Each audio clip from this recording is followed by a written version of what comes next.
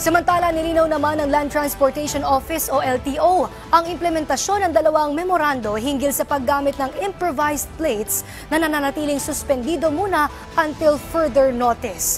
Matatandaan itong September 30 ngayong taon, nag-issue si LTO Chief Assistant Secretary Attorney Vigor Mendoza ng memorandum para suspendihin ang implementasyon ng dalawang circular upang magbigay panahon sa motor vehicle owners na makakuha ng kanilang mga plaka.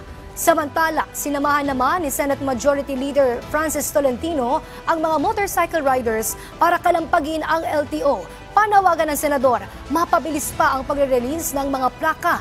Aniya, maraming mga riders ang apektado rito na kailangan matugunan. So yung backlog ng LTO, 1.9 million o mahigit and still growing, walang kasalanan ng mga riders. Pag na-revoke yun, gumawa sila ng paraan na ma-produce by first quarter yung mga plaka. Kung hindi, ganito ulit yung sasapitin nila. Kawawa naman yung mga kababayan nating riders.